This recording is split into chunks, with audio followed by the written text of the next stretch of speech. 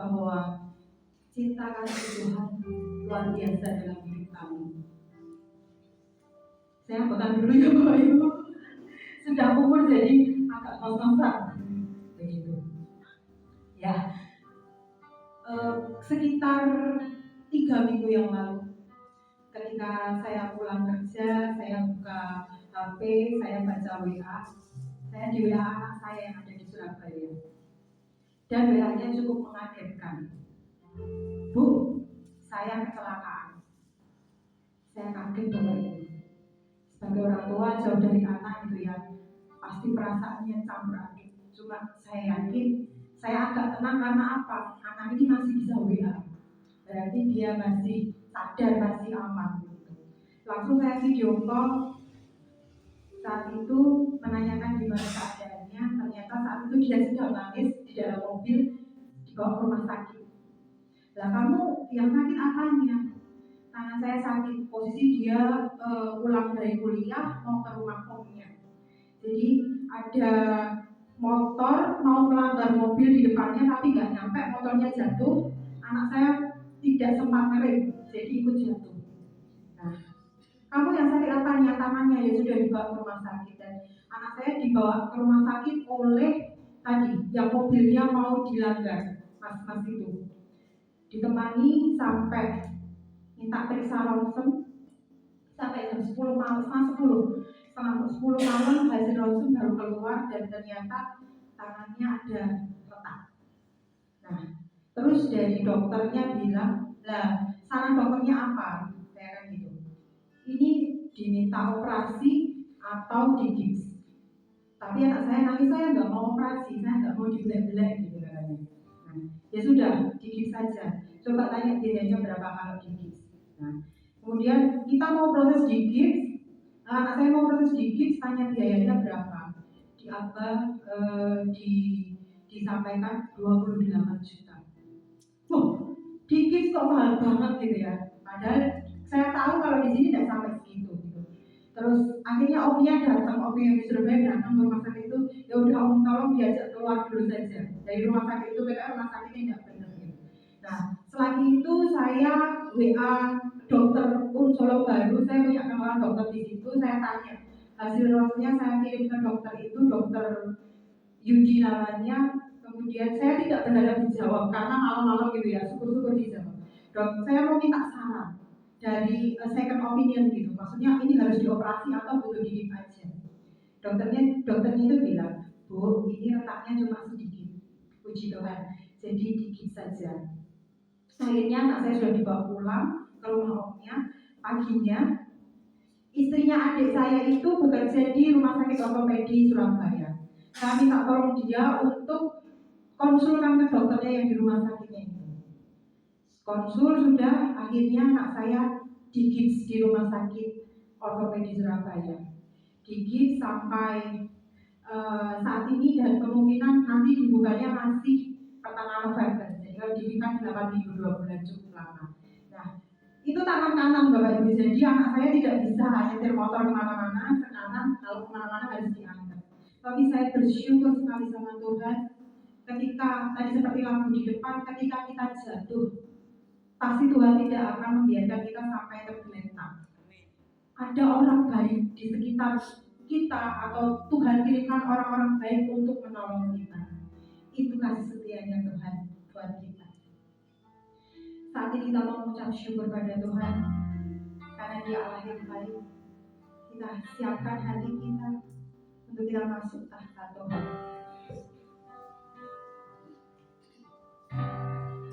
Karena Dia Allah Immanuel, Allah yang selalu menyertai kita.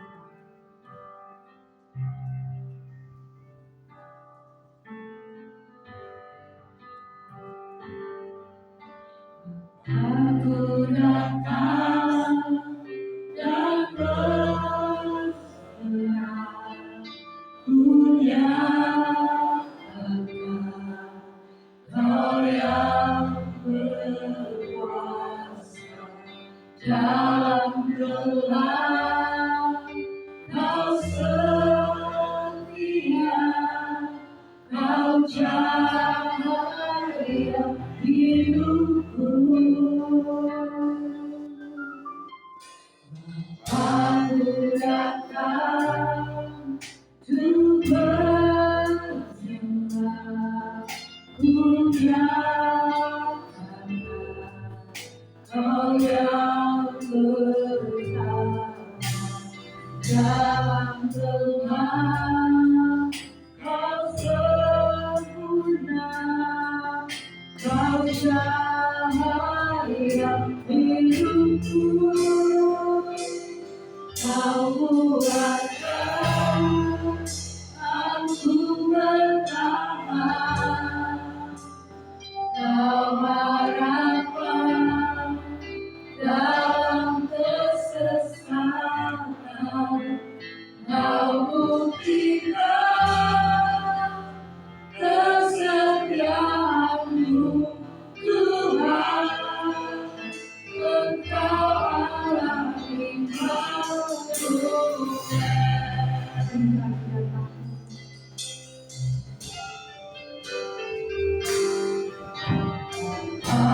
dan berserah punya Kau yang berkuasa dan jelas, Kau setia, Kau cahaya hidupku. Kau kuatkan aku bertahan, Kau harapan dalam kesesakan. Kau buktikan kesetiaan-Mu, Tuhan. Engkau Allah Immanuel. Kau kuatkan aku bertahan, Kau harapan dalam kesesakan. Kau buktikan kesetiaan-Mu, Tuhan. Engkau Allah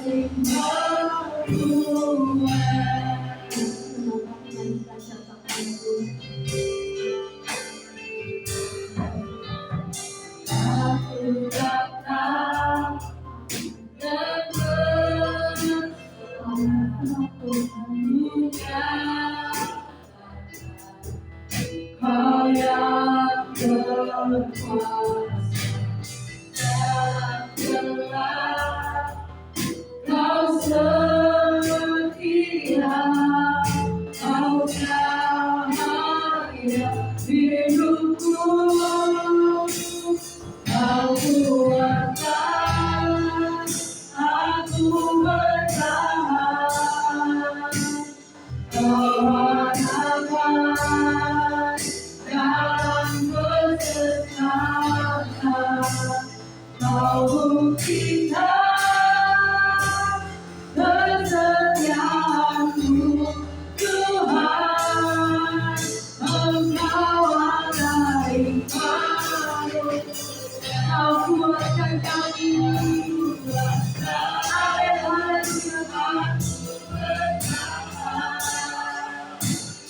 Engkau harapan kami dalam kesesakan. Kau buktikan kesetiaan-Mu, Tuhan. Engkau Allah Immanuel.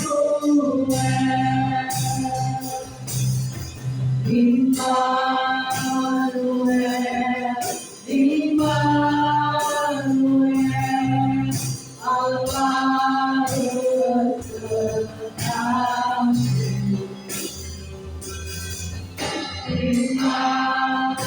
Immanuel, Immanuel, Engkau Allah besertamu. Katakan Immanuel. Immanuel, Immanuel, Allah besertamu.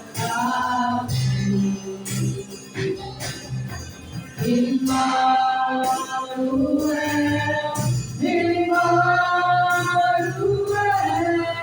Engkau Allah besertamu. Kau kuatkan aku bertahan, Kau harapan dalam kesesakan. Kau buktikan kesetiaan-Mu, Tuhan. Engkau Allah Immanuel. Engkau Immanuel. Amin. Aku bertahan, Kau harapan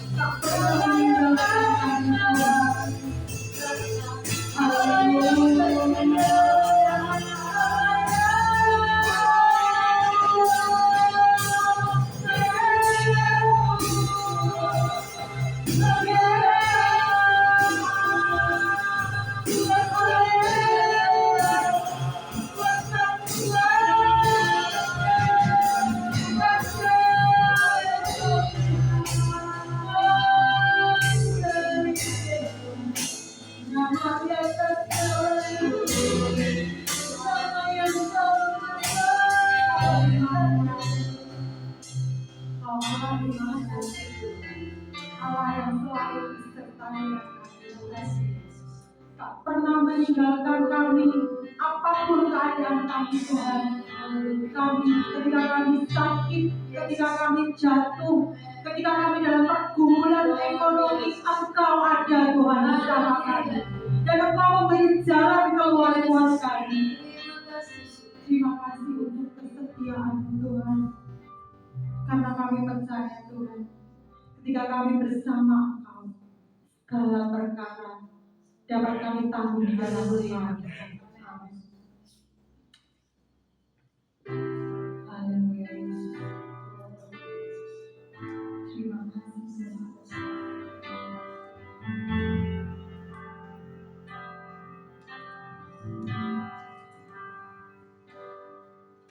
Segala perkara dapat ku tanggung di dalam Dia yang memberi kekuatan. Tuhan Yesus penolong dan selamat. Tetap percaya Tuhan setia.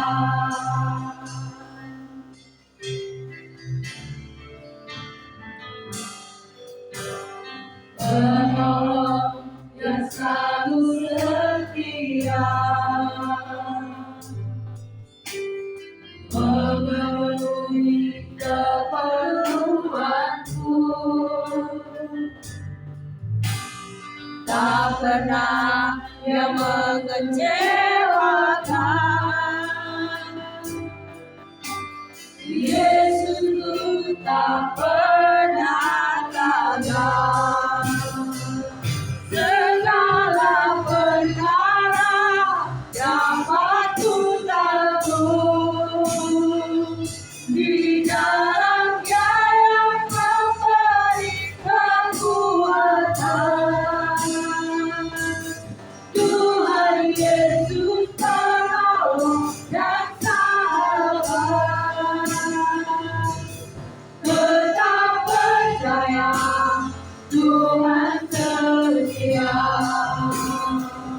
Segala perkara dapat ku tanggung di dalam Dia yang memberi kekuatan.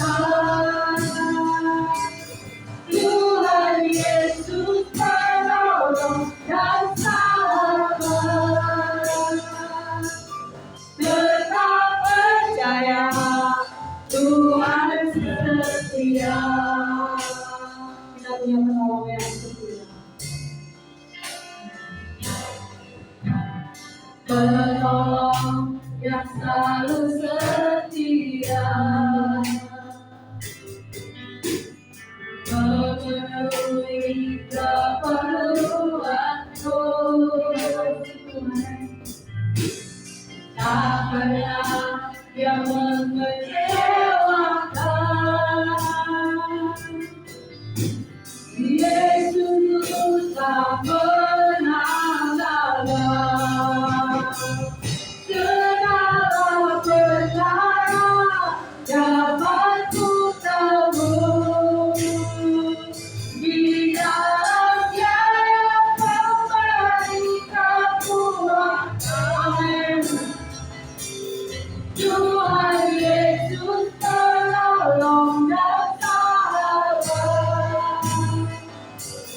Tetap percaya Tuhan setia.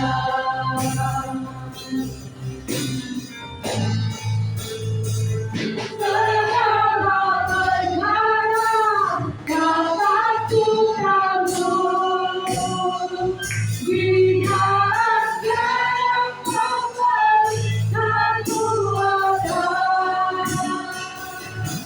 Tuhan Yesus penolong dan sahabat. Tetap percaya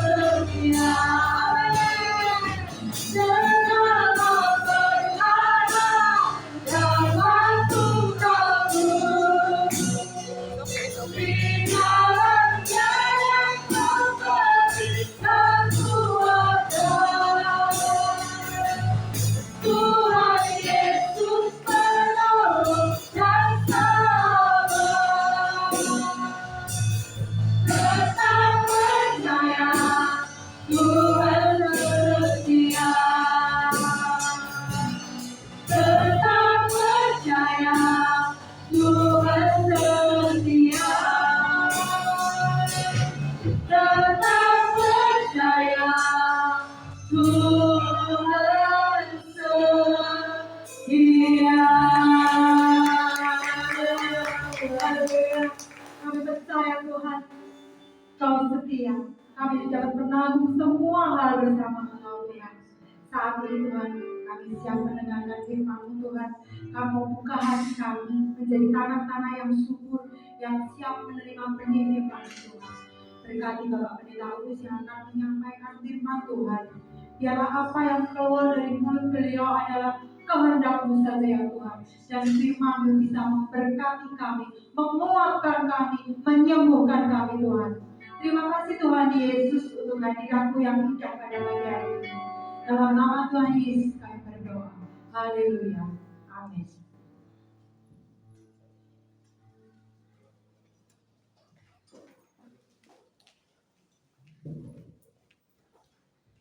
Shalom Bapak Ibu.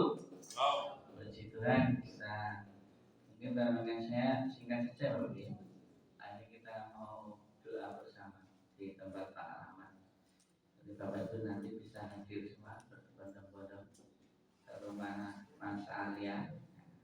Syukuran Mas Arya ini. Syukuran Mas Arya. Baik, puji Tuhan dan berkati Mas Arya.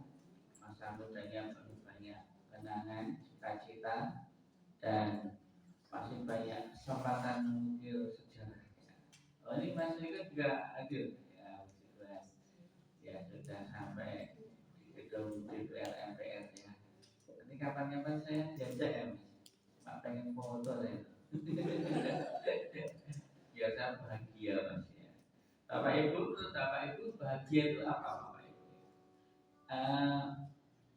Bahagia itu kalau Bu Eli tadi putrinya ada masalah gitu aja apa ya retak gitu ya. Retak itu lagi biarkan nyambung sendiri gitu ya. Anak-anak muda yang baru retak sama pacarnya jangan panik, biarin aja nyambung sendiri. Saya pernah ditabrak orang sekencang-kencangnya gitu, dan dia mencelat, bahasa Indonesia yang mencelat apa ya? Terlempar luar biasa. Saya Tuhan Yesus gitu ya. Itulah. Dan bahagia saya Pak Puji Tuhan, dia juga retak di bagian sini retak. Terus di Kalimantan, rumah sakit Kalimantan, saya sudah ditabrak tapi Tuhan suruh saya tanggung jawab. Udah saya biayai semuanya. Waduh gak punya uang itu. Ada yang gak ada uang gitu ya. Karena niat ya Tuhan tolong. Puji Tuhan malam itu beres habis 1 juta. Dokternya bilang ini gak usah diapa-apain, yang penting jangan banyak gerak, nanti nyambung sendiri ya. Puji Tuhan, setelah sebulan mbaknya itu saya jemput, saya bawa ke K5 lagi, sudah nyambung baik, sudah sembuh gitu ya.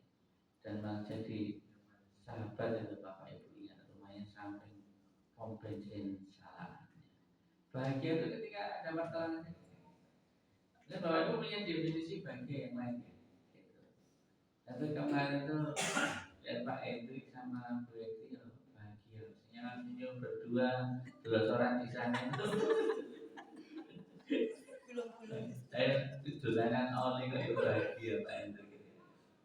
Ya, banyak macam ya bahagia ya Bapak Ibu. Puji Tuhan ini apa ruangan di sana sudah selesai. Terima kasih Pak Hendrik sudah diberesi sama Pak Hendrik, Bu Eti, Pak Tanto, Bapak Ibu semua, Pak Daniel Yudi jauh-jauh dari Alaska datang sini gitu-gitu berubah dibantu Pak Scott. Saya membayangkan tuh Pak Scott yang naik gerobak saya narik. Thank you. Yes, it's finished. Yeah. It's very good. Yes, gitu ya. Gitu aja gitu ya. Terima kasih juga Pak Yusuf ya. Sudah dikirim apa namanya Pak? Barbel tuh. Barbel ya. Tuhan dan berkati luar biasa semuanya yang terlibat satu persatu. Terima kasih semuanya dukungannya semuanya. Nah Bapak Ibu yang dikasih Tuhan, bahagia itu sesuatu bermacam-macam ya. Bahagia saya beda dengan bahagia Bapak Ibu. Bahagia saya itu besok malam lelangan mobil dan saya senang dapat semua ya, gitu ya. Karena saya itu melaksanakan firman Tuhan. Setelah pada perkara yang kecil. Itulah maka saya kalau rela dulu banyak berdoa, bermunajat, ya, alamatannya. Ya, kemarin dapat yang bagus-bagus, yang harganya 1.200.000, kenanya murah, cuma 500. Dia mau ambil 700, kalau enggak dibeli ya. Karena Tuhan Yesus katakan satu yang hilang itu dicari. Bapak Ibu. Jadi kebahagiaan kita tuh beda-beda, Bapak Ibu ya. Itu puji Tuhan saya mengalami seperti itu. Kalau menurut dunia secara umum, bahagia itu adalah keadaan, perasaan atau pikiran yang ditandai dengan kesenangan, ketentraman hidup, dan kepuasan batin serta lahir. Ada kepuasan, puas itu. Makan sambal bawang kalau goreng, senang, puas, itu bahagia. Gitu ya. Makan burger, ya, tapi kok beda rasanya, nggak puas. Meskipun mahal, nggak bahagia. Itu. Saya juga heran, Pak Yusuf itu dilewati sampai penting caranya apa, Pak? Ya?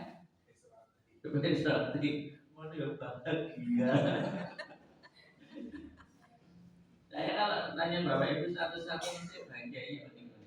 Scott potong rumput bahagia. Yes, haleluya, itu benar.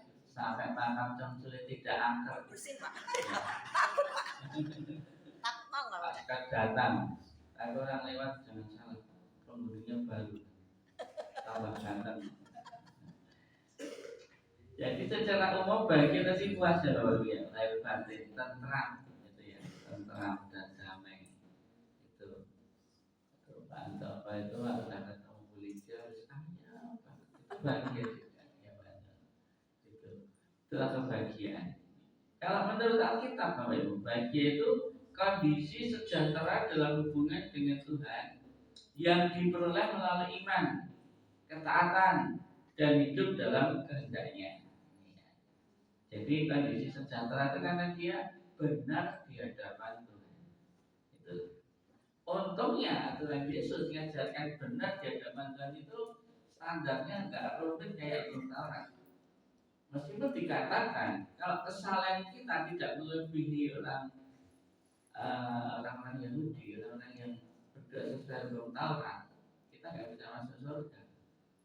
Padahal jelimet banget mereka itu hidupnya, sabar, nggak boleh kerja, aturan-aturan yang lain, banyak makanan-makanan yang dilarang, nggak boleh dimakan dan sebagainya. Kalau nggak kehidupan agama kita nggak melebihi mereka, katakan kita nggak bisa masuk surga. Tapi Tuhan kasih tolong, fleksibel ya, fleksibel banget gitu, sederhana banget gitu. Kalau kamu percaya kepadaku dan melakukan menerima pengampunan, pemulihan, gitu ya. Dan dengan satu baptisan, ya, ada pengampunan. Di sana kemudian punya iman, percaya tadi iman, dan kemudian taat, terus hidup dalam kehendak Tuhan. Puji Tuhan, kemarin saya ajak Om, ya, Omnya Bu Ani, ini mana? Tidak ada. Jadi saya ajak Bapak sini dan kalau kita lihat gereja saya, gereja kami, dan kalau situ HP-nya, terus ajak sana cari makan. Ya. Dia banyak sampaikan firman Tuhan luar biasa. Dan di ending cerita beliau saya terpukul. Cuma saya sering jatuh dalam dosa, nanti bertobat, jatuh dalam dosa lagi, bertobat lagi, masih seperti itu. Om saya bilang itu yang membuat saya terpukul. Ini kok isi ono. Karena banyak yang menyampaikan firman Tuhan, tapi setelah itu dia jatuh dosa, terus benar lagi, jatuh dosa lagi. Ini bagaimana grafiknya? Ya, maka seperti Pak Guru Pak Dimas tanya, perjanjian lama apa perjanjian baru? Gitu ya. Kalau itu tadi perjanjian lama, harus berusaha, itu bertobat sungguh-sungguh. Itulah kebahagiaan. Namun renungan pada pagi hari ini Bapak Ibu, kita melihat manusia bahagia itu sesungguhnya kebahagiaan itu dapat ditemukan dan dirasakan dan dialami hanya di dalam Tuhan jika Tuhan ada di dalam kita. dan kita ada di dalam pimpinannya. Maka kemanapun kita berada, di situ Tuhan ada. Dan kebahagiaan akan senantiasa dilimpahkan bagi kita. Saya baru belajar ya. Kalau anak saya bilang, oh nanti saya mau kerja ke luar negeri gitu, saya mikir keluar tidak apa-apa.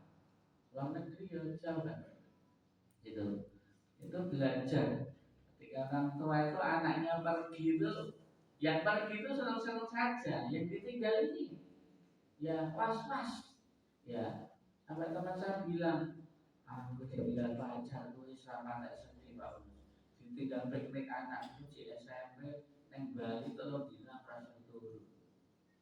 Jadi ibarat kayak gitu, takut. Tetapi tadi memang menyatakan dimanapun berada akan saat ya Tuhan ada. Sudah percaya.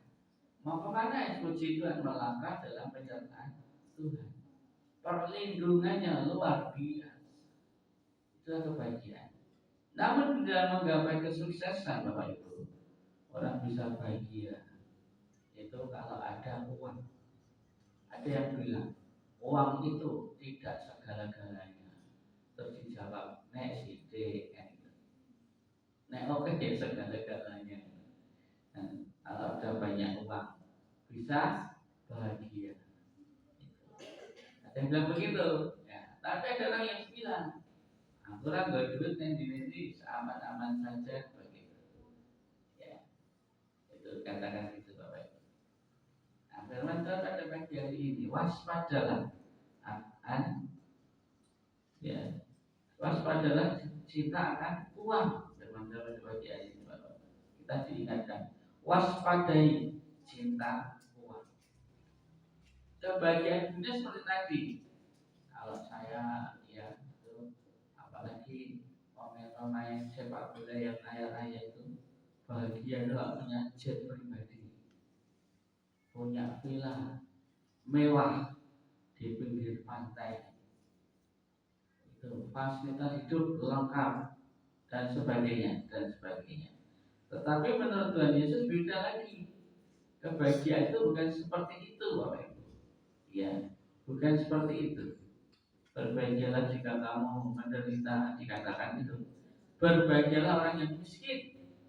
Jadi miskin itu malah bahagia kalau menurut Yesus. Tapi menurut Cristiano Ronaldo mungkin beda. Bahagia itu kalau punya jet pribadi dan dia punya. Bahagia itu berbahagialah orang yang berduka cita. Jadi kalau sedang berduka cita itu orang bahagia. Berbahagia orang yang lemah lembut. Berbahagialah orang yang lapar dan akan kebenaran. Kayak orang dihina, difitnah itu justru bahagia. Orang-orang yang dipuji itu tidak. Itu beda bahagianya di dalam Tuhan. Berbahagialah orang yang murah hati, tidak pelit, tidak cadel. Wah, kemana-mana. Tuhan katakan, yang membuang banyak jangan dapat banyak. Yang sedikit malah jadi sedikit. Nah, ini puji Tuhan, kotak Natal mulai terisi, gitu ya.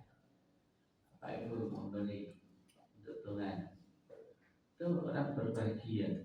Ya, berbahagialah orang yang suci hatinya. Berbahagialah orang yang membawa damai. Berbahagialah orang yang dianiaya. Itu Bapak Ibu. Maka bahagia standar di dalam Tuhan itu nampak seakan-akan berbeda. Tetapi yang saya baca di dalam firman Tuhan, di dalam Matius 5:1-12. Maka para rasul itu mau matinya mati semua. Ada yang dipenggal ke kelapanya, dipenggal, kepalanya. Ada yang disalib terbalik, ada yang dikuliti, ada yang digoreng hidup-hidup. Jadi kalau saya baru goreng-gorengan Bapak Ibu, saya teringat Rasul Yohanes. Sereng, gimana ya rasanya digoreng, gitu. Tapi dia bahagia karena mengalami kemegahan penderitaan di dalam Kristus. Itu juga yang diinginkan Paulus. Paulus bilang, aku ingin menderita, mengalami penderitaan di dalam Kristus.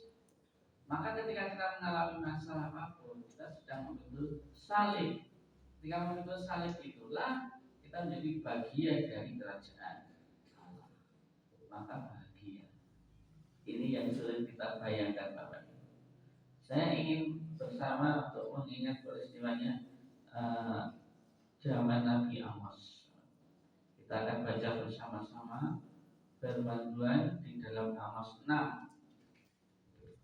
Amos pasal 6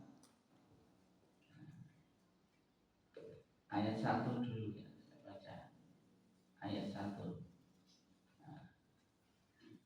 Amos 6 ayat 1, Bapak. Apa yang terjadi di zamannya Amos ya. Nah, itu ada di situ ya.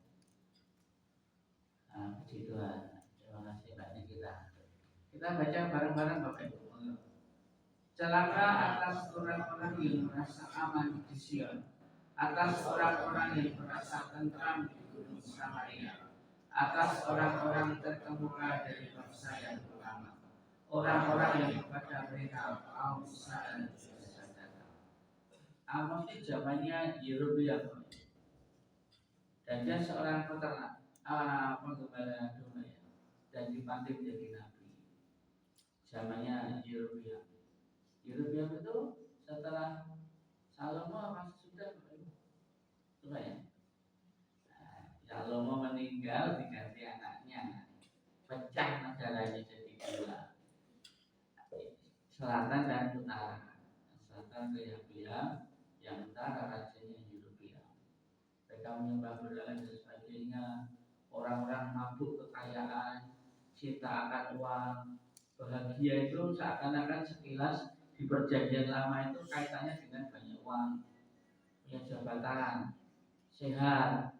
Maka ayat dikatakan waktu itu, ayat bikin anaknya binasa, kekayaannya habis, dia sakit, berarti kamu berdosa. Perjanjian lama bilang itu. Padahal belum tentu. Justru ayat itu mengalami penderitaan berbagai macam, dia berbahagia. Dia berbahagia dan dia menjadi orang yang dekat dengan Tuhan. Dia mengalami pencobaan itu justru karena dia dekat dengan Tuhan, bukan karena dia berdosa. Karena iblis ingin menguji, kok ini banyak orang ya, coba diuji. Ya dia taat sama Tuhan, dia punya kekayaan melimpah, itu kan? Itu maka iblis minta izin untuk menguji. Mungkin kita sedang diuji, tapi tetaplah setia. Maka ayat dikembalikan semuanya 2 kali lipat. Nah, waktu di daerah Samaria ini yang Israel utara ini, ya celakalah ya, itu ya dikatakan begitu. Dan atas orang-orang terkemuka dari bangsa yang utama, orang-orang yang kepada mereka kaum Israel biasa datang. Di awal itu dikatakan orang-orang yang memegahkan dunia. Ya, itu. Kemudian ayat yang keempat. Pak, siap. Bersama-sama Bapak. Yang berbaring di tempat tidur dari daging dan duduk bersungai di raja. Yang memakan anak-anak domba dari kumpulan kambing domba dan anak-anak lembu dari anak-anak kawan binatang yang kabur. Ini orang-orang yang kaya pada waktu itu berbahagia. Bayangin Bapak Ibu ya, berbaringnya aja di tempat tidur dari gading. Mahal sekali. Kemudian di ayat 5 itu bernyanyi-nyanyi mendengar bunyi gambus, tapi bukan untuk pembelaan Tuhan, untuk senang-senang. Bayangkan, sementara orang lain kelaparan, dia bersabar. Digambarkan itu tadi mengambil apa? Anak domba dari domba dan kambing. Itu Bapak Ibu. Dia bersenang-senang, tapi dia lupa orang lain yang di dalam kekurangan. Saya tuh punya teman itu, dia di Klaten, pengusaha barang antik yang sukses yang baru saya ceritakan. Yang waktu SD kelas 5 terbakar mati dan kemudian mau dimakamkan hidup lagi, gitu ya. Kemarin saya baru dapat di teguran, awas bisa mendoakan orang mati bisa hidup lagi. Waduh, nanti saya jadi sombong nanti. Biar semua dan rencana tidak Tuhan. Kalau ada orang mati tidak akan hidup lagi, asal kemuliaan Tuhan, puji Tuhan. Nah, dia yang tadi teman saya itu, dia jadi pengusaha barang antik itu. Satu saat dia bilang dengan saya, aku pengen di mobil sedan. Ya tuku dong, di duit tak, yang tuku kamu jile, gampang lah. Tapi akhirnya gak jadi. Dia beli mobil pickup. Nah kalau sedan malah pickup, sekarang musuh. Anyar bos, anyar. Tapi aku tidak ditapai tahun itu, aku mau tutup dekku. Lah mungkin dek berusia atau tutup dekku. Lah apa? Gue mikir mangannya susah, kok tambah pikiran. Nanti aku tuh mobil anyar. Wah, gue no baik. Itu apa ya? Itu dia mikir gitu. Bapak Ibu kan situ kan. Artinya ini ada orang yang kaya dia nggak peduli sama sesamanya. Saya bilang ora apa-apa, anyar. Nanti kau boleh dijak numpak, butuh ya disilai. Menunggu dia kalau senang, gitu ya. Kalau kasih Tuhan. Jadi di zaman Amos ini orang kaya ini, waduh luar biasa. Dikatakan di ayat 6, yang minum anggur dari bokor dan berurap dengan minyak yang paling baik. Yang lainnya aja minumnya hanya air putih, tempatnya sederhana. Gue ini minum anggur enak dan tempatnya dari bokor. Orang yang apa istilahnya Bapak Ibu, sugih banget, tapi dia nggak pikirkan kanan kirinya. Dia nggak pikirkan kanan kiri. Dia begitu cinta akan uang. Coba kita bandingkan di dalam Lukas 16. Lukas 16 ayatnya 19 sampai 31. Ini agak panjang sedikit tapi nanti nggak akan saya ulas lama-lama ya. Itu kita akan baca bergantian ayat 19 sampai 31. Mari bersama-sama saya mulai ayat 19. Judulnya Orang Kaya dan Lazarus yang Miskin. Ada seorang kaya yang selalu berpakaian jubah umum dan kain halus, dan setiap hari ia bersukaria dalam kemewahan.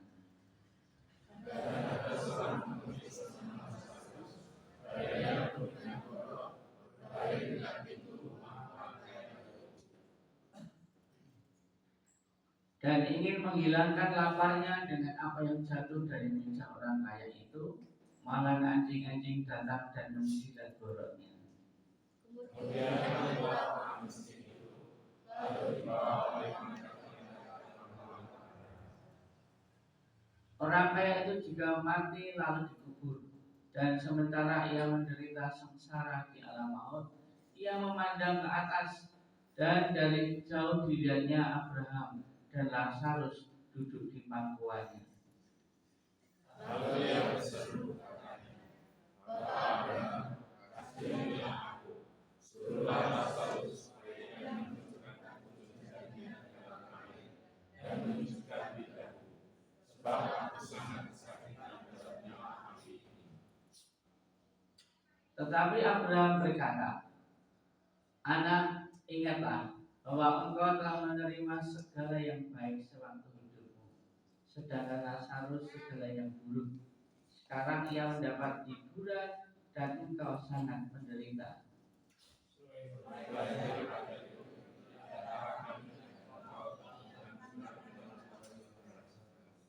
Supaya mereka mau pergi dari sini kepadamu, atau mereka mau datang dari situ kepada kami, tidak dapat menyerahkan.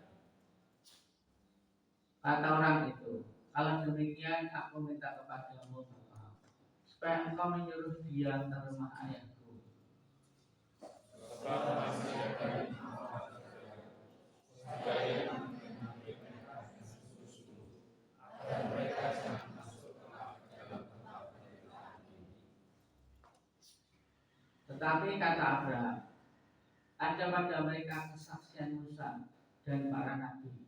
Baiklah mereka mendengarkan kesaksian itu.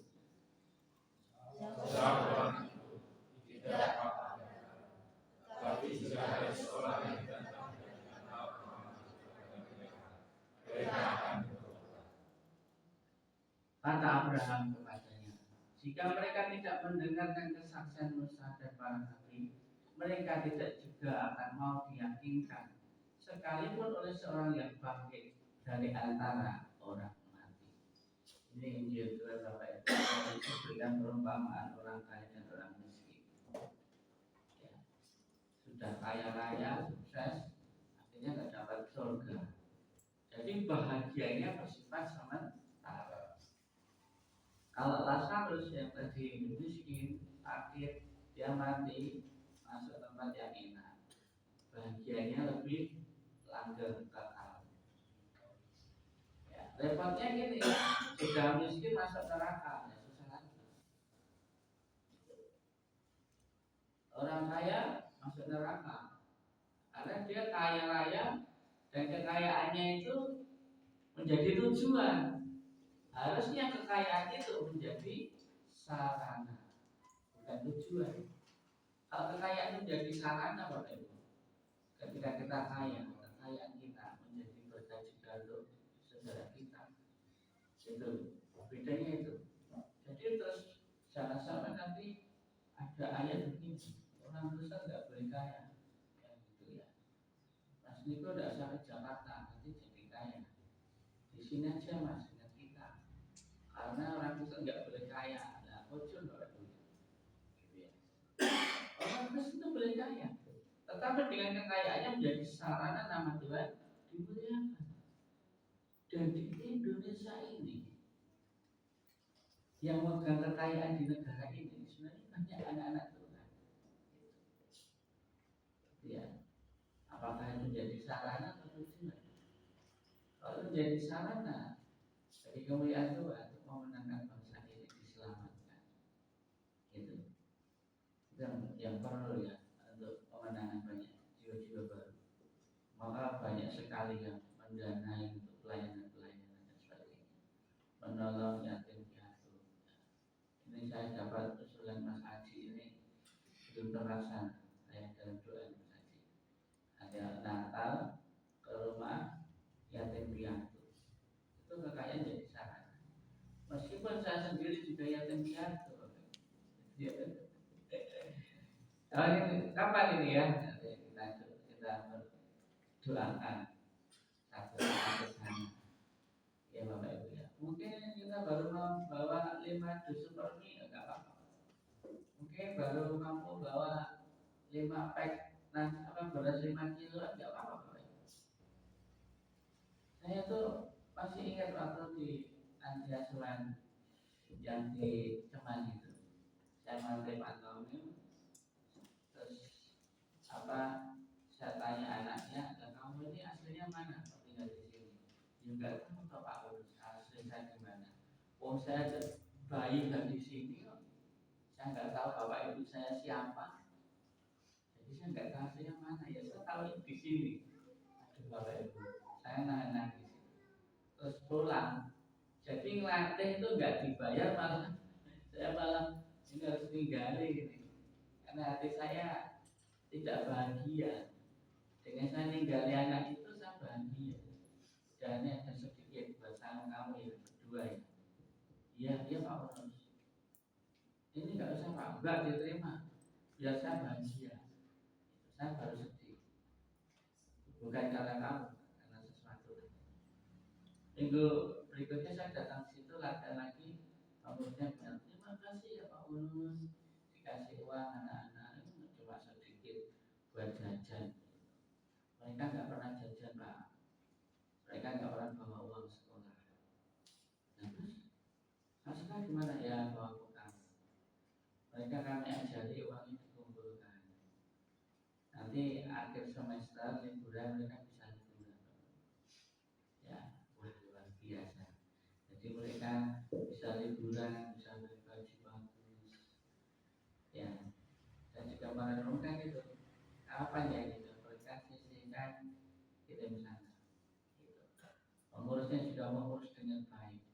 Bahkan ada yang di situ tuh dulu murid saya SD Widya Wacana jam sore, kemudian udah SMA, mungkin sekarang udah kuliah selesai mungkin. Wah, anaknya cantik sekali itu. Loh, kamu kok viral itu? Ada apa? Saya piket pak. Piket apa mbak? Itu ngurus yang adik-adik bayi. Kamu bisa? Bisa pak. Kenapa nggak bisa pak? Mudah kok pak. Itu. Loh, yang ngurus adik-adik bayi itu siapa? Ya ibu asrama. Saya juga bantu, teman-teman juga bantu. Wah, keren itu. Dia bahagia. Nah kalau tadi kita baca tadi yang orang kaya dan orang miskin ini, orang kaya dan Lazarus, orang kaya ini acuh tak acuh, dia nggak peduli ada orang miskin di dekatnya.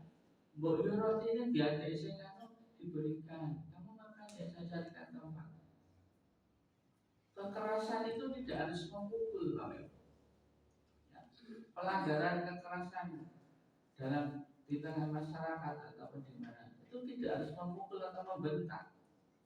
Ketika melihat orang lain kita cuek, diam, itu sudah termasuk kekerasan secara apa ya, jiwa.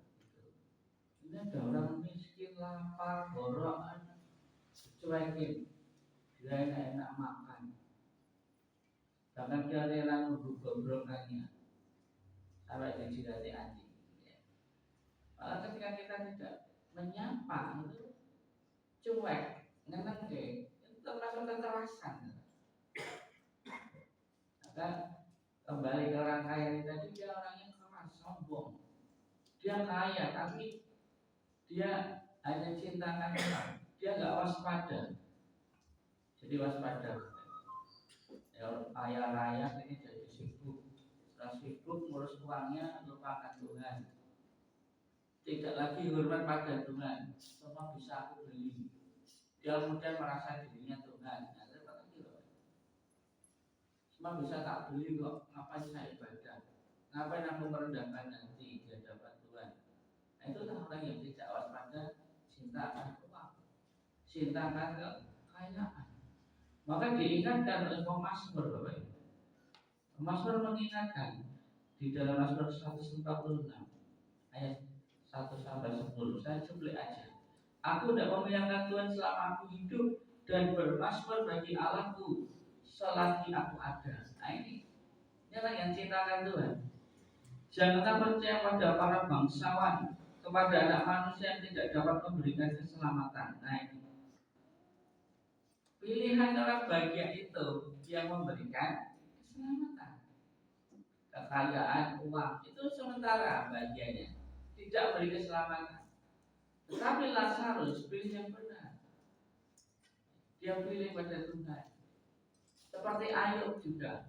Ayub pilih, meskipun dia harus menderita, tapi aku bersama Tuhan, tetap bersama Tuhan. Tuhan yang punya, dia yang ambil. Istrinya bilang, udahlah, untuk aja Tuhanmu, gak usah nyembah, kekayaan habis, anakmu baru binasa semua. Ayub bilang sama istrinya, jangan ngawur kamu. Semuanya miliknya Tuhan. Tuhan berhak ambil, termasuk hidupku, bilang begitu Pak. Jadi semua yang aku miliki itu punya Tuhan. Dunia lupakan dari itu Pak. Sudah kaya, punya sesuatu lupa. Bahkan sudah diterangkan bagaimana Tuhan berikan keselamatan, tidak mau. Maka orang kaya tadi itu nangis-nangis kepada Bapak Abraham, bahwa aku boleh kembali, tidak bisa. Kalau tidak tolong putus Lazarus itu, beritahu kepada keluargamu yang belum mati supaya dia bertobat. Bukankah kesaksian Musa sudah ada kitab suci, tapi dia nggak percaya. Ya sudah. Kadang remaja diingatkan juga, kalau kita nggak menginjil, nggak beritakan keselamatan, nanti kita ditagih hutang. Kita punya sahabat yang kita sayangi, punya teman yang kita sayangi, punya saudara yang kita sayangi, kabarkan keselamatan.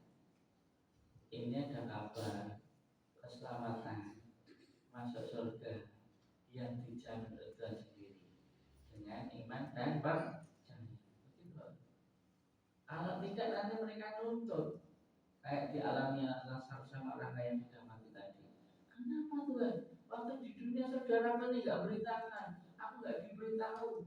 Padahal ada berkat, ada keselamatan, aku kok nggak diberitahu? Gitu loh. Kalau sudah diberitahu nggak mau, ya sudah. Maka Bapak Abraham bilang ke orang yang tadi, ya sudah ada kitab suci, ada pernyataan, kenapa nggak percaya? Termasuk Musa sendiri Bapak Ibu. Musa itu milik penderitaan, tapi dia bahagia. Kalau Bapak Ibu apa ya? Saya tanya teman saya, kamu tinggal di mana? Kamu pindah sana Mas. Aku ini kontraktor, maksudnya kontrak pindah-pindah. Oh ya, ya sama lah. Dia belum punya rumah itu untuk punya keluarga. Nah, gimana rasanya pindah-pindah gitu? Ya, saya capek Mas. Musa itu lebih capek Bapak Ibu. Musa ini nggak kontrak. Satu bangsa itu jalan kaki terus. Selama berapa Bapak Ibu? Betul 40 tahun. Kita kontrak masih bisa lari Bapak Ibu. Malam masih bisa tidurnya ya. Ini di padang gurun jalan terus. Tapi Musa menemukan kebahagiaan. Terbukti ketika dia mau diangkat Tuhan di gunung Nebo dalam keadaan iman yang setia dan baik-baik saja. Kesehatannya, Musa itu sehat banget Bapak Ibu. Umur 120 tahun nggak pakai kacamata kayak saya. Pandangannya masih jelas. Dari sini tuh lihat cewek cantik di Gembongan masih kelihatan. Itu Musa sehat. Badannya Bapak Ibu seger, kuat, kayak anak 17 tahun. Padahal umurnya 120 tahun. Karena Musa ini termasuk orang yang tidak sembarang makan, termasuk penyuka sayur-sayur. Ya. Itu Bapak. Dia bahagia. Jadi pagi hari ini Bapak Ibu kita diingatkan juga di dalam 1 Timotius saya sebut juga. Memang ibadah itu kalau disertai rasa cukup, ya. 1 Timotius 6 ayat 6. Gampang ini ngapalkannya Bapak Ibu. 1 Timotius 6 ayat 6. Memang ibadah itu kalau disertai rasa cukup, memberi keuntungan besar. Itu. Ibadah dengan rasa cukup itu gimana Bapak Ibu? Ya bersyukur tadi. Bersyukur seadanya. Dulu ibadah di sini sumuk, sekarang lumayan. Ya Bapak Ibu. Lumayan ya sumuk. Ini sudah lagi servis AC. Dengan rasa cukup ya. Ayat 7. Sebab kita tidak membawa sesuatu apa ke dalam dunia dan kita pun tidak dapat membawa apa-apa keluar. Waktu kita lahir kan tidak bawa apa-apa Bapak Ibu. Apakah ada yang lahir sudah pakai dasi? Apakah ada bayi yang sudah pakai baju? Tidak. Orang lahir tidak bawa apa-apa. Telanjang. Ya. Mati pun juga tidak bawa apa-apa. Disitulah kebahagiaannya di dalam keselamatan, menang dari kematian. Nah, kaya raya orang kaya tadi akhirnya ya mati mau bagai gimana? Mending Lazarus dia nggak punya miskin tapi mati dia diberi kemenangan. Apalagi anak Tuhan mati dibangkitkan lagi. Selamat hidupnya. Ayat 10 ayat 8 dulu. Asal ada makanan dan pakaian cukuplah. Paulus mengajari Timotius, waktu pelayanan di Nedi, kamu tuh melayani di Nedi cukupkan ya Timotius. Orang sampai ini pendeta kayak satu Fortuner ya respect. Kayak satu mobil Pajero ya respect. Itu pelayanan cukupkan lah. Dengan mobil kecil-kecil itu nggak apa-apa. Cukupkanlah ya. Bahkan dikatakan ibadah dengan rasa syukur. Dan yang terakhir nanti diingatkan Timotius dengan rasa Paulus. Asal ada makanan dan pakaian sudah cukup. Malah Paulus Paulus itu hidupnya di dalam penjara. Maka kalau dibilang Paulus itu ya memasukkan Injil, untungnya apa? Injil itu nggak bisa dipalsukan, Bapak. Injil itu apa? Orang dunia mikirnya Injil itu kitab, bukan loh. Memang ada kitab Injil ditulis, tapi itu menerangkan apa itu Injil. Injil itu adalah berita keselamatan, kebahagiaan yang sejati tadi, percaya diselamatkan. Nah, dikatakan kalau melayani tadi asal ada makanan dan pakaian cukup. Saya bersyukur waktu mahasiswa teologi saya ditaruh di Perbabu itu awalnya ya bingung juga Bapak. Dan kaki jauh, tidak ada nasi, adanya nasi jagung. Terus kamar mandinya ya seadanya, airnya air tanda hujan. Gitu. Terus kalau jumbleng itu kalau malam suaranya nggak enak. Ke belakang itu buat misal papringan, waduh, kita salah takut. Di situ dibentuk. Ternyata asal ada makanan dan pakaian cukup. Udah, nggak perlu yang lain. Kalau hamba Tuhan lupa ayat ini ya jadinya itu tadi. Hamba Tuhannya jadi ngomong, pelayanannya ngomong. Ingat ayat ini, asal ada makanan dan pakaian cukup. Nah, mau pelayanan kemana lagi? Nanti Tuhan sediakan. Ayat 10. Karena akar segala kejahatan ialah cinta uang. Ayat 10 kita baca bareng Bapak Ibu. Ini untuk gong ya, untuk gong. Mari Bapak Ibu kita baca bersama-sama. Karena akar segala kejahatan ialah cinta uang. Sebab oleh beberapa orang telah menimpan dan iman dan menyiksa dirinya dengan berbagai-bagai. Mungkin minggu ini tanpa ingin kita dekat Bapak Ibu. Seberapa pun kita memiliki kekayaan dan harta, Tuhan itu ingin dekat dengan kita untuk bersyukur kepada Tuhan dengan kasih-Nya, dengan pemeliharaan Tuhan yang luar biasa Bapak Ibu. Dalam khotbah ini Bapak Ibu disampaikan ada 3 poin. Sebab betapapun kita kesulitan untuk dapat menerobos ke tingkat yang lebih tinggi, tetapi bukan berarti kita tidak bisa mengupayakannya. Maksudnya lebih berserah pada Tuhan. Pertama, kita berusaha untuk menyadarkan diri kita dan orang-orang terdekat kita bahwa kekayaan yang kita miliki sebenarnya berasal dari Tuhan. Yang pertama itu, supaya kita waspada tidak cintakan uang. Ingat, segala sesuatu miliknya Tuhan. 2, kita dapat belajar untuk setia dalam perkara yang kecil. Nah, benar kan saya setia pada perkara yang kecil. Cilik-cilik tak apa yang itu. Bukan itu maksudnya. Kita setia dalam perkara yang kecil. Tetap setia di dalam Tuhan. Ada apa yang baru yang kita terima itu yang kita syukuri. Ya, itu tidak perlu khawatir. Teman-teman tadi katakan asal ada makanan dan pakaian sudah cukup. Nanti Tuhan berkati ada waktunya bisa tambah lagi. Ya, itu. Yang ketiga, kita dapat belajar memahamkan kepada keluarga kita bahwa uang atau kekayaan itu bukan tujuan, tetapi sarana. Tujuan lain Pak. Maka dikatakan waktu adalah uang. Jadi akhirnya karena waktu adalah uang, dikejar-kejar oleh waktu. Tidak tahu, tidak pernah lereng. Sampai hari Sabat itu bekerja cari uang. Dan teman-teman katakan kudusnya hari Sabat. Hari Sabat itu dibuat untuk manusia, bukan manusia untuk hari Sabat. Makanya hari Sabat itu dipakai lereng. Istilahnya. Masa tujuannya nggak pakai istirahat. Itu Bapak Ibu. Istirahat. Ada waktunya santai bersama keluarga, bersama-sama. Mengakhiri renungan ini Bapak Ibu, ini ada cerita seorang santo kembar, ya santo kembar namanya Santo Cosmos dan Santo Damian.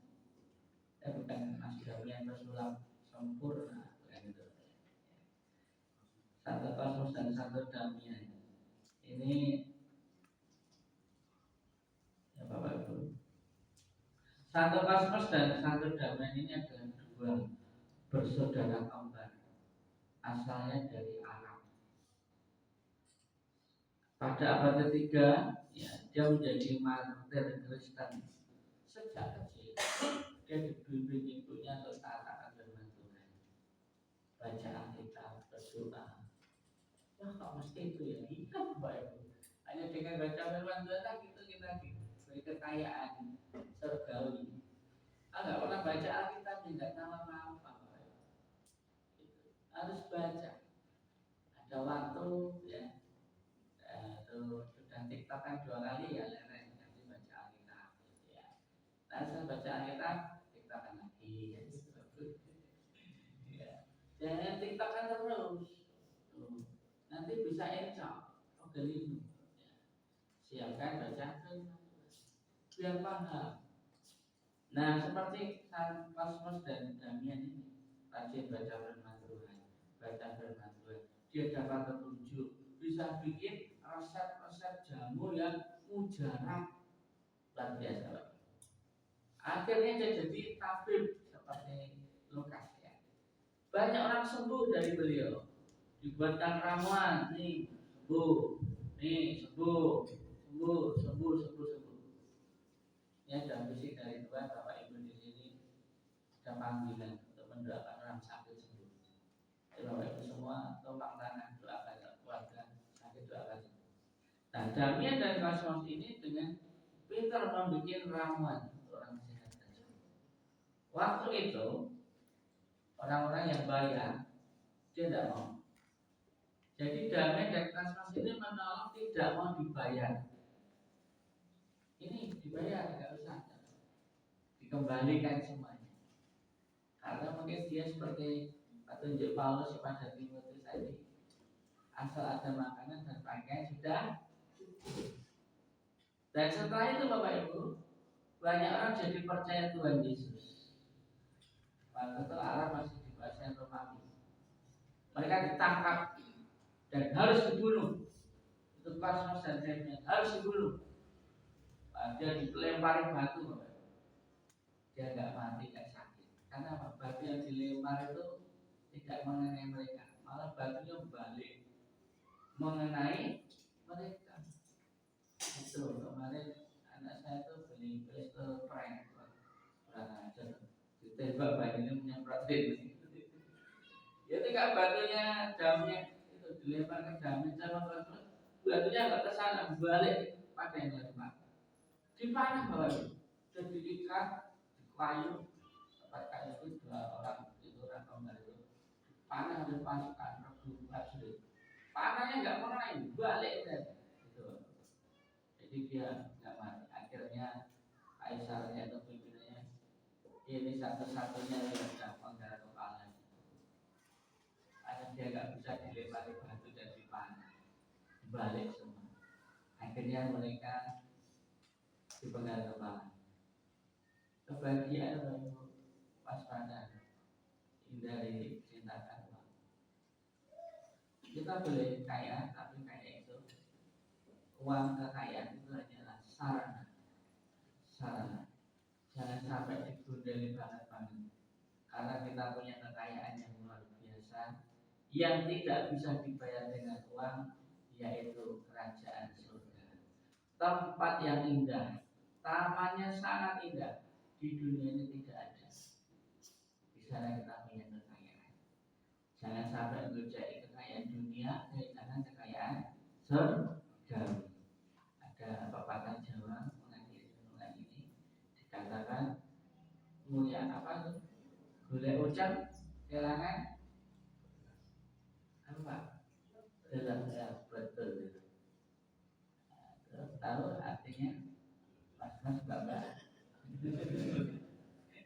Salah satunya ini yang anak muda. Ujang itu apa? Itu Mas apa? Julio tahu delek belum? Delek itu ikan. Ikan gabus ya Pak. Ikan gabus. Bahasa Jawanya delek. Delek itu punya anak. Itu namanya delik. Delik. Ujang itu. Mulia anak itu ciri-ciri ujang ini malah jadi itu untuk-untukan. Tapi malah bawa ada rakyat cekal. Ujang itu rakyat cekal. Mau ya ujang kehilangan delek. Mau ya harta duniawi kehilangan harta surgawi. Rugi apa untuk Bapak Ibu? Rugi. Mari kita kembali dalam doa. Pada pagi hari ini Bapak Ibu. Dan kita akan menerima perjamuan Tuhan. Sama-sama.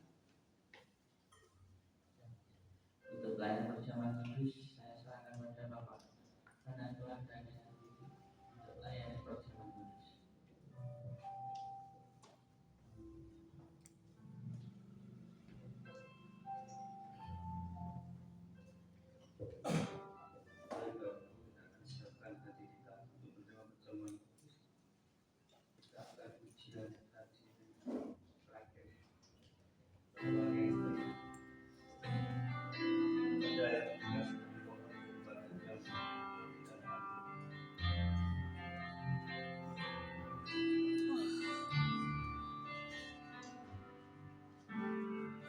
Penolong yang selalu setia, memenuhi keperluanku, tak pernah yang mengecewakan. Yesusku tak pernah gagal. Segala kebenaran dapat ku tahu di dalamnya yang memberi kekuatan. Tuhan Yesus penolong yang selamat. Tetap percaya Tuhan setia.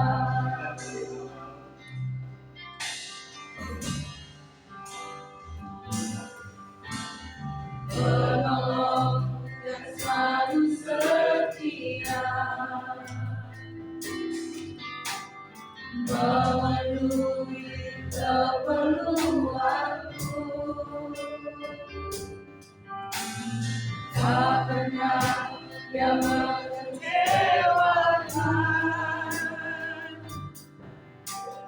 Yesusku tak pernah gagal. Segala perkara dapat ku tahu di dalamnya yang memberi kekuatan.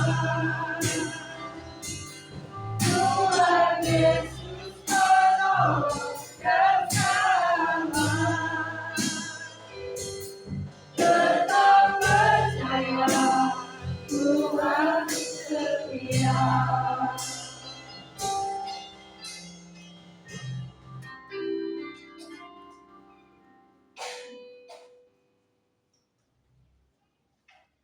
Tuhan Engkaulah penolong bagi kami.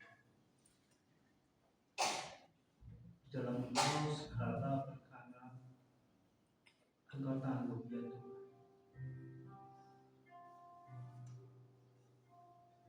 Engkaulah sahabat kami. Terlebih Engkau Tuhan Allah yang telah memberikan kasih kepada kami. Kami bersyukur Tuhan atas pengorbanan Engkau di atas kayu salib. Engkau telah relakan Tuhan dan darah Engkau tercurah di atas kayu salib. Engkau menderita, Engkau disiksa Tuhan.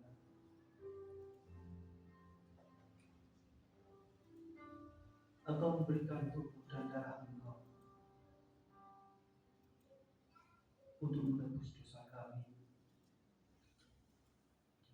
Tuhan, kami bersyukur kepada Engkau ya Tuhan, atas kasih Engkau yang begitu besar kepada kami Tuhan.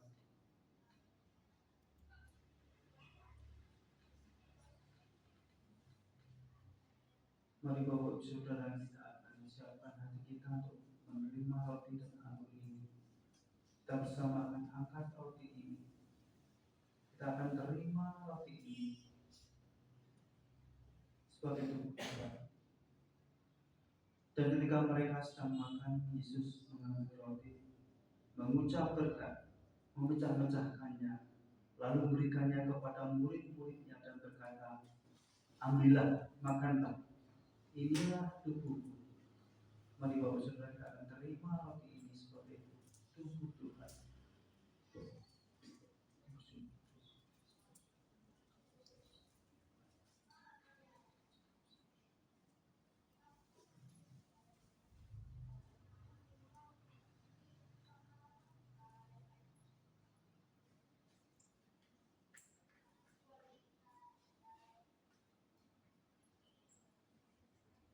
Selanjutnya kita akan angkat anggur ini.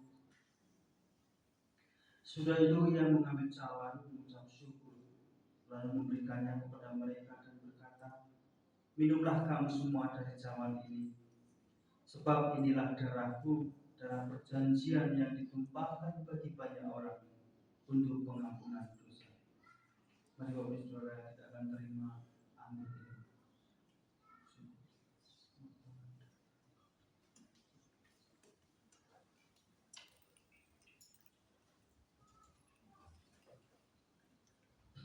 Akan tetapi aku berkata kepadamu, mulai dari sekarang aku tidak akan minum lagi hasil pokok anggur ini, sampai pada hari aku meminumnya, yaitu yang baru bersama-sama dengan kamu dalam kerajaan Bapa.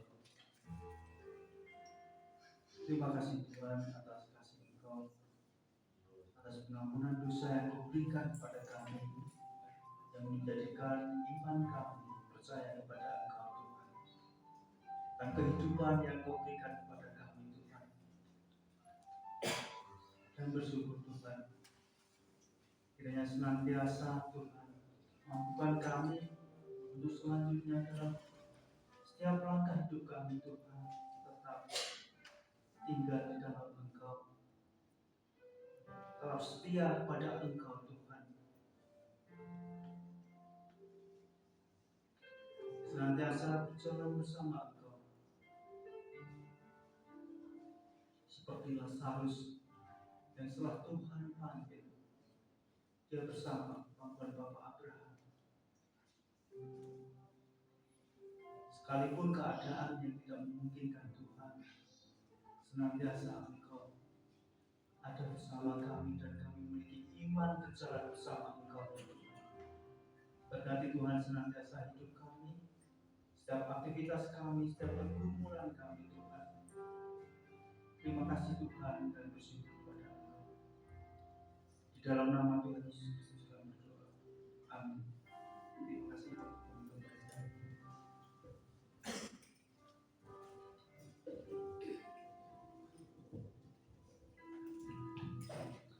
Bapak Ibu, setelah pulang ini kita langsung ke rumah Pak Rahmat. Nanti Mas Arya paling depan ya. Saya tahu rumahnya Mas Arya? Ya, saya tahu. Yang punya rumah. Ya. Itu kan. Mas Riko juga Mas Syafal kan? Ya, jadi di Jakarta rumahnya lupa di mana. Baik, kita bareng-bareng ya, Pak Budi, bareng Pak ikut Pak. Gambar ya? Oh gitu, baik ya. Ini teman-teman yang belum hadir, yang bisa di WA Solusul, Mbak Yayu, bola Solusul ya. Oh izin, waduh ya. Tugas, oke. Ya nanti selesai Solusul ya. Ya. Baik Bapak Ibu, kita akan berdoa mengakhiri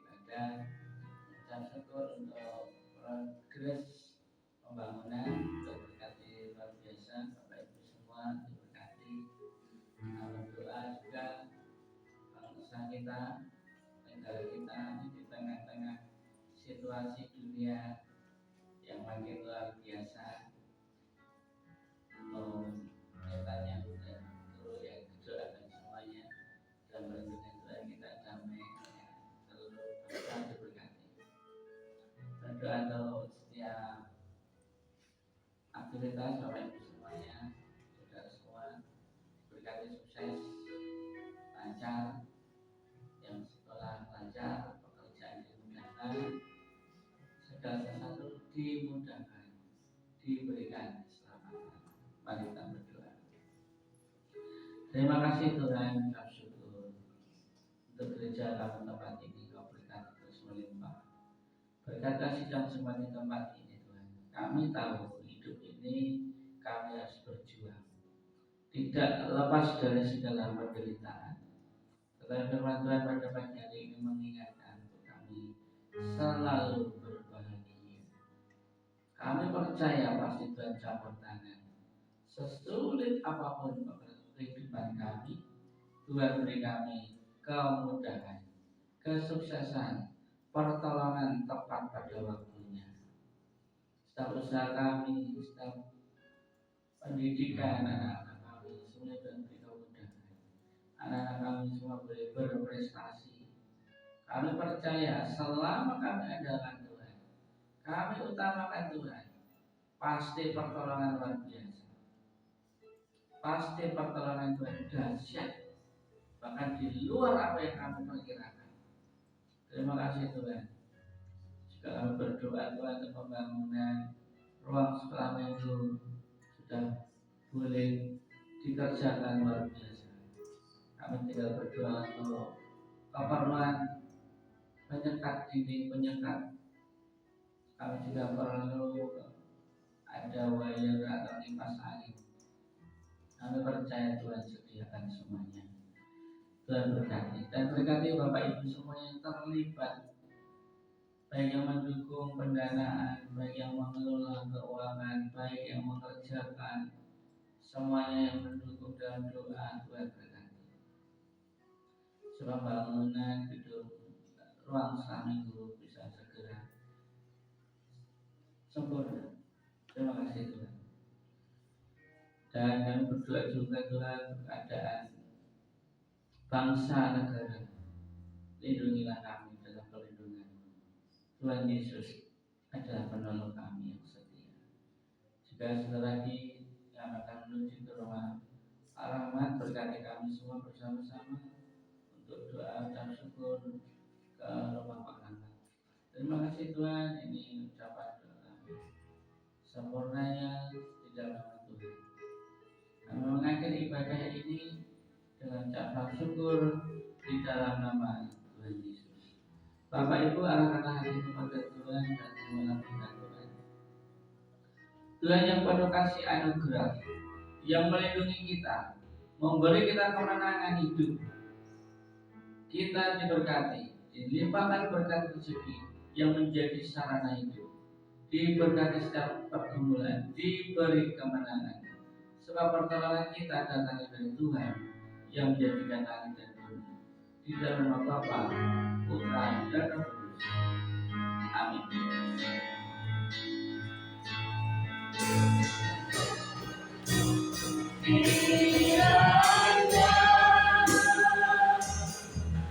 Engkau memberkati aku berlimpah-limpah dan memperkuat